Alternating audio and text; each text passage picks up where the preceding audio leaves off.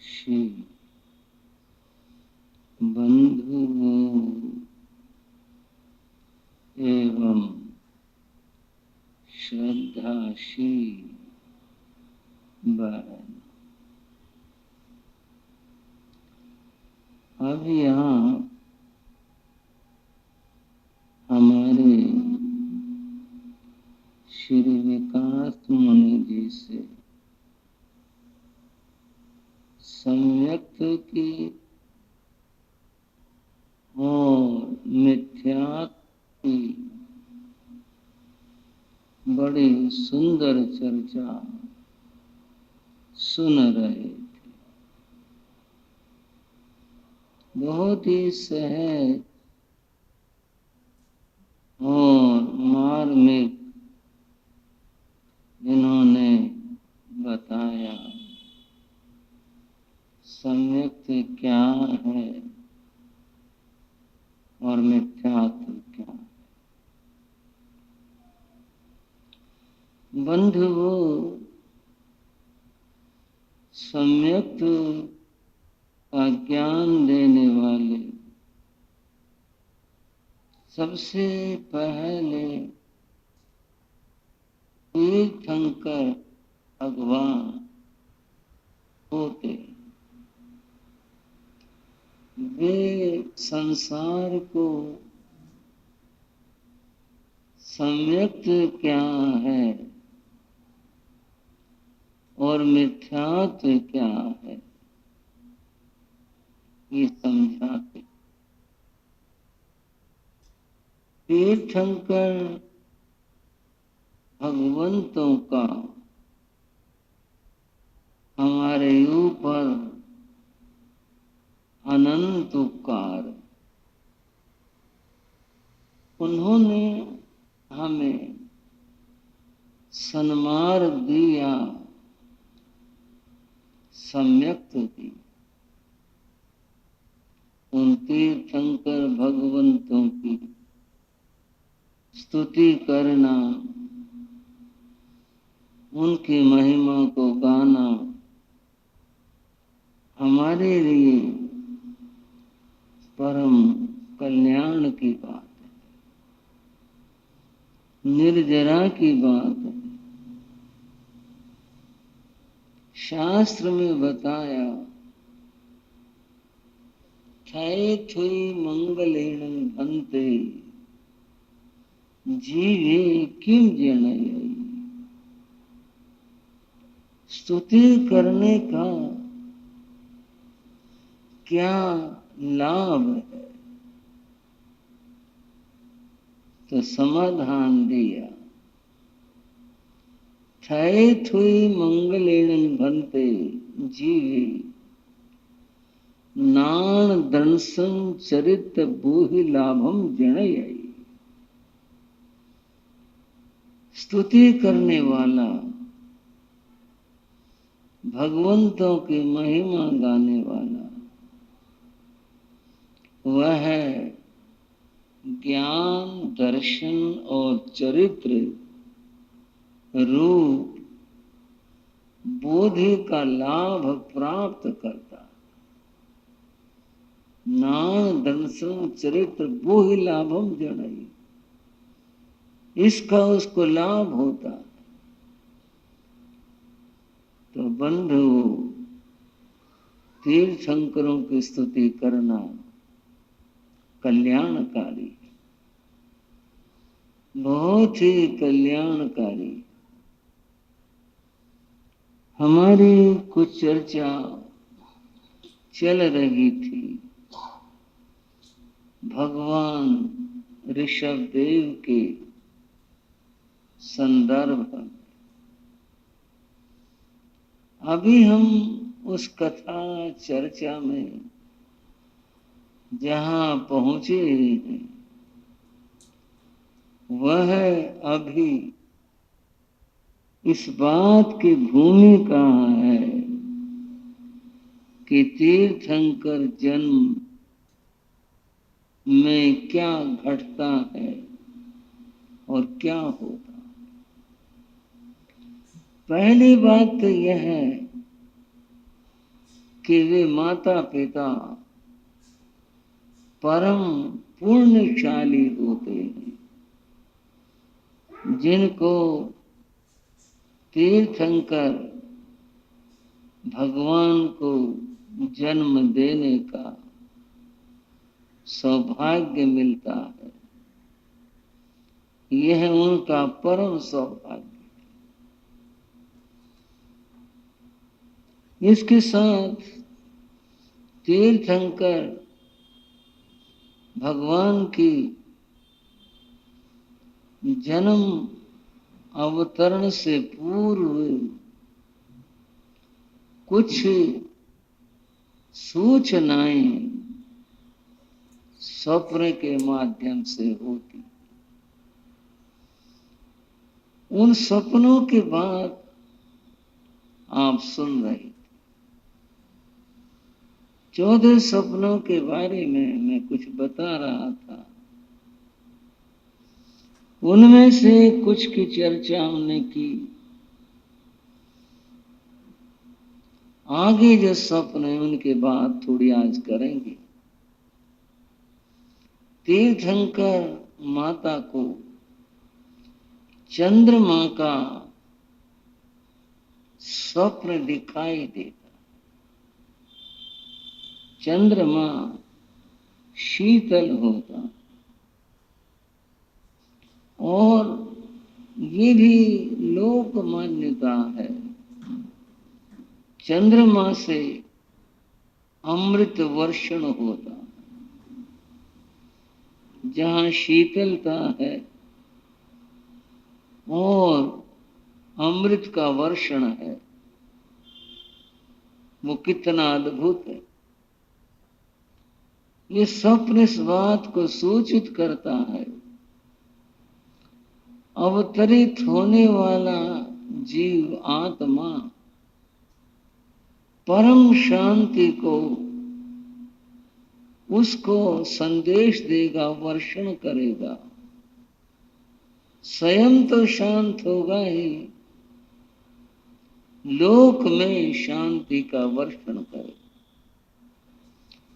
और अमृत झरने की बात है, अमृत वर्षण की बात है। वह है संसार में ज्ञान रूपी अमृत का वर्षण करे। यह इस बात का सूचक है। परम प्रकाशमान होता है। ऐसे ही वह आत्मा संसार में प्रकाश फैलाएगी। प्रकाश दो तरह का, एक तो लौकिक भौतिक, दूसरा है ज्ञान का। वह ज्ञान का प्रकाश देगा और जैसे सूर्य से अंधकार दूर होता है, उस महान आत्मा से, उस परमात्मा से संसार का अज्ञान अंधकार दूर होगा। यह इस बात का सूचक है। बंधुओं, इसके साथ में आगे जो स्वप्न है वह है ध्वज का है। ध्वज जिसको झंडा कहते हैं। ध्वज विजय का सूचक होता। ध्वज में कुछ संदेश भी होते हैं, ध्वज में कुछ भावनाएं भी होती हैं। ये भावनाएं तो हम मनुष्यों की होती। वर्तमान में प्रत्येक देश का जो भी ध्वज है उसमें कुछ भावनाएं और संदेश की बात यह है, जैसे कि जैन ध्वज में नमोकार मंत्र की रंगों की स्थापना की गई, परिकल्पना की गई। ये हमारा एक संदेश भी है। तीर्थंकर माता को जो ध्वज का दर्शन होता है वो संसार में विजय का सूचक होता है।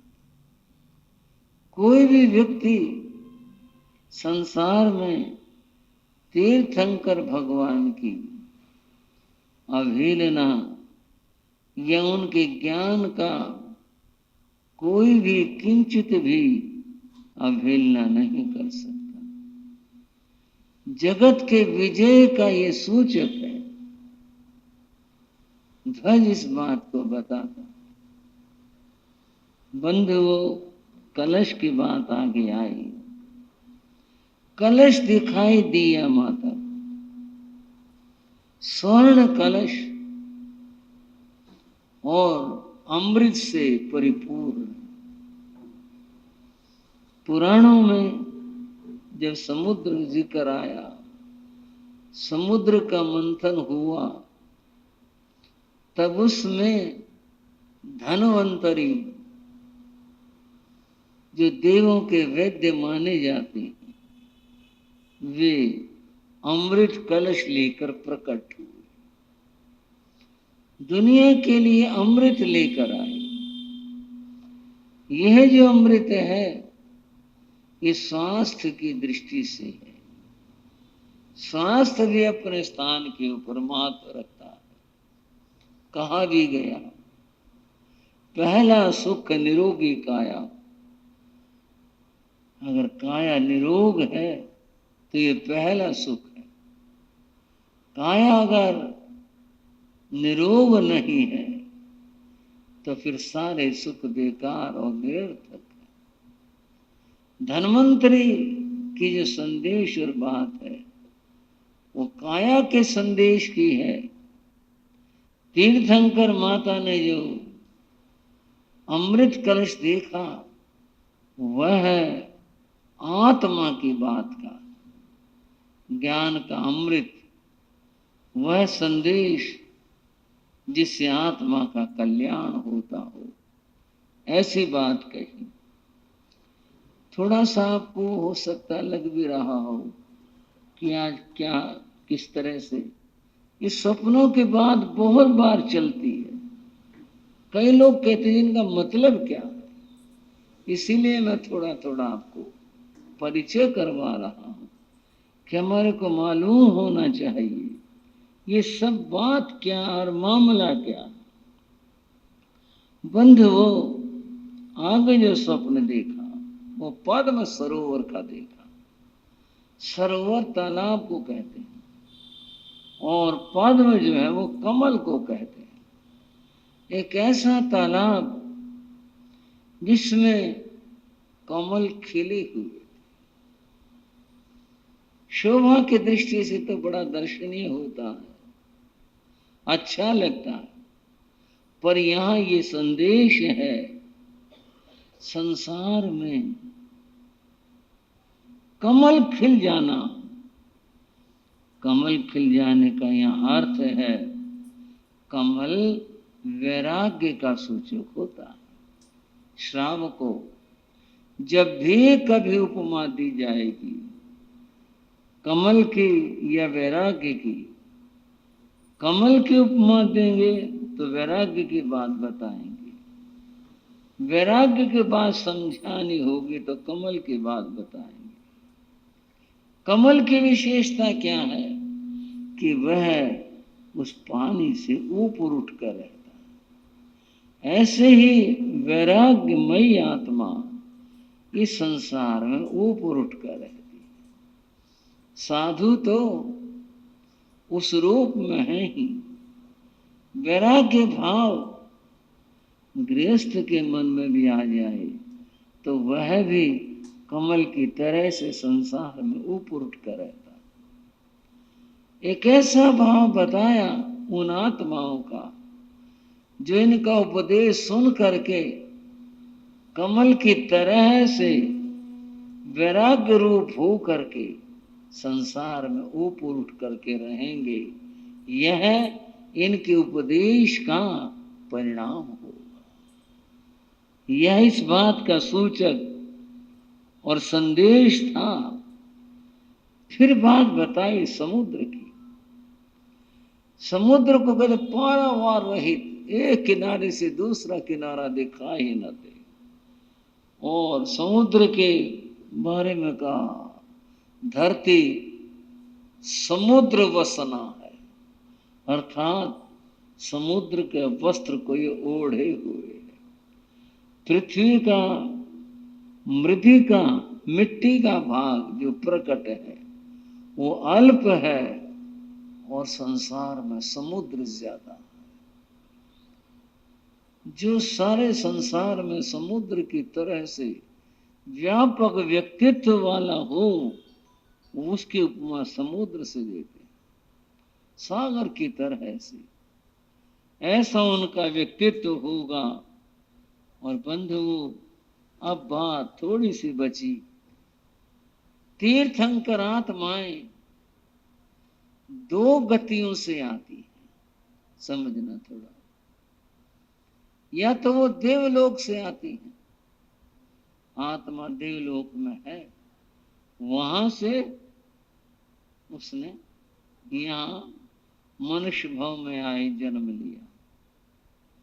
या ये नरक से आती है, दो ही गतियों से आती है, तिर्यंच से और मनुष्य से तीर्थंकर आत्माएं नहीं आती।